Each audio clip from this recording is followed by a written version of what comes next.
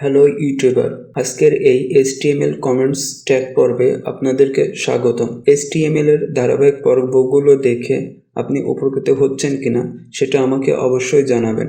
আর যারা এখনও আমার চ্যানেলটি সাবস্ক্রাইব করেননি তারা এখনই সাবস্ক্রাইব করুন এবং পাশে থাকা বেল আইকনে ক্লিক করে রাখুন, যাতে আমি নতুন কোনো ভিডিও আপলোড করার সাথে সাথে আপনারা নোটিফিকেশন পেয়ে যান। চলুন আর কথা না বাড়িয়ে মূল কাজে আসা যাক। প্রশ্ন হচ্ছে, আমরা HTML কমেন্ট ট্যাগ কেন ব্যবহার করব? এর উত্তরটা হলো এভাবে। ধরুন আপনি একটি বড় প্রজেক্ট নিয়ে কাজ করতেছেন, কিন্তু এই প্রজেক্টের কোথায় কোন ট্যাগ ব্যবহার করেছেন সেটা এখন আর আপনার মনে নেই। এই খুব সহজে খুঁজে বের করা বা মনে রাখার জন্যই আমরা HTML কমেন্ট ট্যাগ ব্যবহার করি, অনেকটা স্মৃতির ডায়েরির মতোই, যাতে আপনি কয়েক বছর পরও খুব সহজে আইডেন্টিফাই করতে পারেন কোথায় কি করেছিলেন। আর একটি কথা, HTML কমেন্ট ট্যাগকে ব্রাউজার কখনোই রেন্ডার করে না বা প্রিন্ট করে না। HTML কমেন্ট ট্যাগের প্রথমে একটা স্টার্টিং পয়েন্ট থাকবে এবং একটা এন্ডিং পয়েন্ট থাকবে। আমরা জানি এটাই হচ্ছে ট্যাগের বৈশিষ্ট্য বা সিনট্যাক্স। এর মাঝে দুইটা আমরা কিবোর্ড থেকে বিয়োগ চিহ্ন দিতে পারি এবং স্টার্টিং ট্যাগে শুরুতে একটা এক্সক্লেমেশন মার্ক বা আশ্চর্যবোধক চিহ্ন হবে, কিন্তু এন্ডিং ট্যাগ বা শেষে গিয়ে আশ্চর্যবোধক চিহ্ন হবে না। তো আর কথা না বাড়িয়ে চলুন আমরা এখন প্র্যাকটিক্যালি দেখি। এখন আমরা নোটপ্যাড প্লাস প্লাস ওপেন করব। HTML এর মূল যে কোডটুকু সেটুকু লিখে নিই।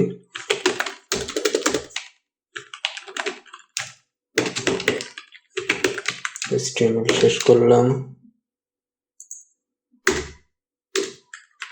এরপরে আমাদের হেড ট্যাগ হবে, হেড ট্যাগ শেষ করলাম। হেড ট্যাগের মধ্যে একটা টাইটেল হবে,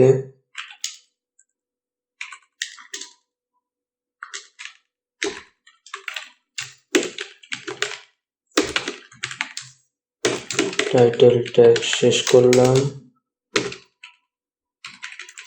টাইটেলের মধ্যে আমাদের আজকের কি HTML কমেন্ট ট্যাগ, HTML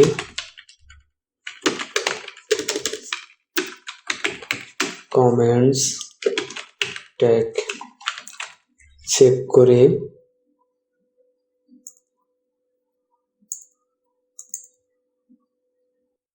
আমরা এটাকে সেভ দেব। Comments tag.html save. দেখুন সাথে সাথে কালার চেঞ্জ হয়ে গেছে। এখন যদি আমরা এটা ব্রাউজারে ওপেন করি,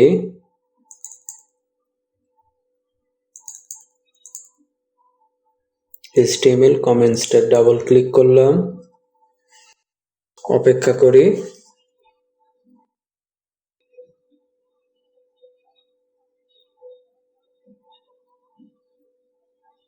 HTML কমেন্টস ট্যাগ ওপেন হলো। কমেন্ট করার জন্য তাহলে প্রথমে আমাদের গ্রেটার দেন হবে, গ্রেটার দেন সাইন হবে, এরপরে একটা আশ্চর্যবোধক চিহ্ন হবে, এরপরে কিবোর্ড থেকে দুইটা বিয়োগ চিহ্ন দেব। বিয়োগ চিহ্ন দেওয়ার পরে আমরা যা কমেন্ট করতে চাই সেটা এখানে আমরা টাইপ করব।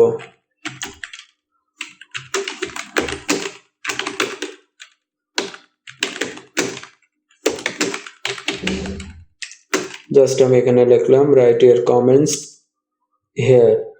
এরপরে আবার কিবোর্ড থেকে দুইটা বিয়োগ চিহ্ন দিয়ে লেস দেন সাইন দিলাম। এটাই কমেন্ট।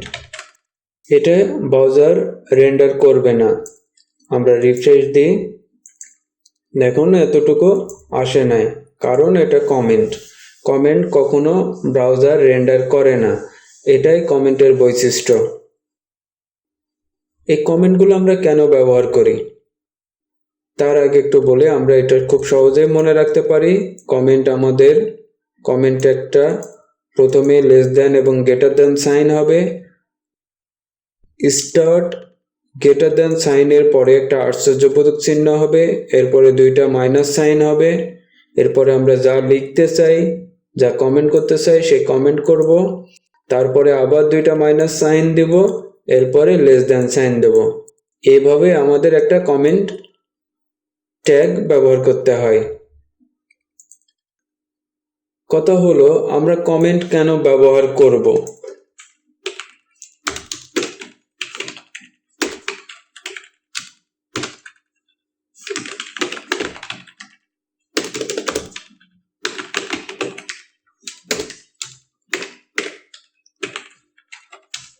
জাস্ট একটু সৌন্দর্য করার জন্য এইটা আমি লিখলাম কমেন্ট। দেখুন কমেন্ট আসছে, কিন্তু নিচের কমেন্ট ট্যাগের ভিতরকার সেন্টেন্সটা আসে নাই। এখন যে কথাটা বলতেছিলাম যে আমরা কমেন্ট কেন ব্যবহার করব, আমি একটা পিএইচডি থেকে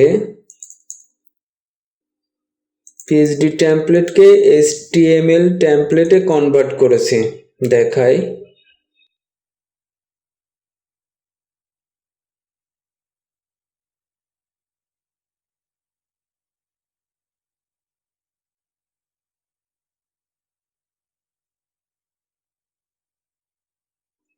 এটা পিএইচডি টেমপ্লেট।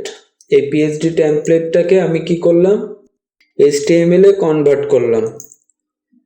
এটা যদি আমি এখন রান করি, তো এখানে আমি দেখতে পারছি, দেখুন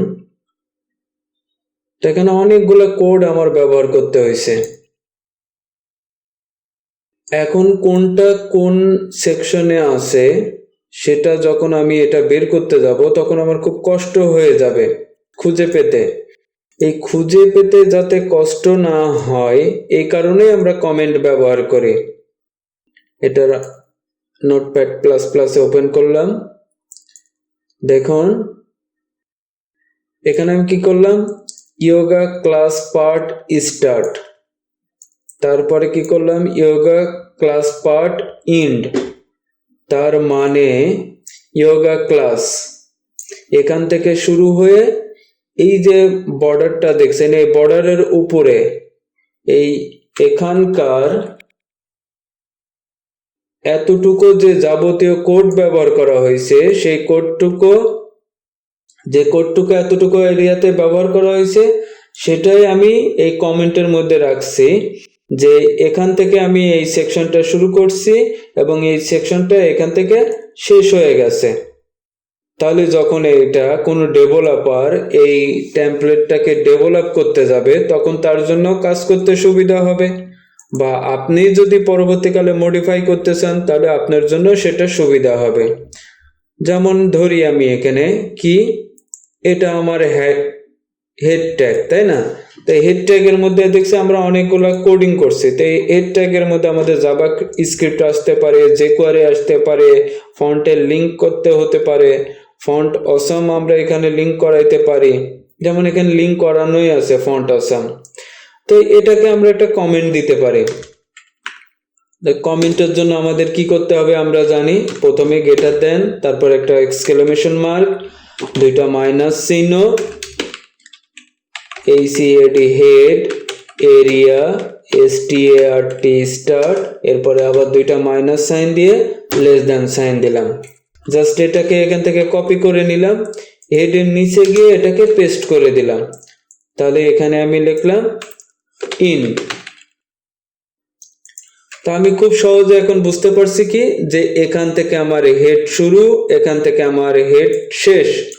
তো এর মধ্যে যদি আমি কোনো কারণে ফন্ট অসাম আমি এখানে চাই না, ক্লায়েন্ট আমাকে বলল যে তুমি এখানে যে ফন্ট অসাম আইকন ব্যবহার করছো এটা আমার দরকার নেই, তখন আমি কি করব, সোজা তো এখানে কোথায় আছে, হেডের মধ্যে আছে ফন্ট অসাম, আমরা জানি এটা লিঙ্ক করাইতে হয়।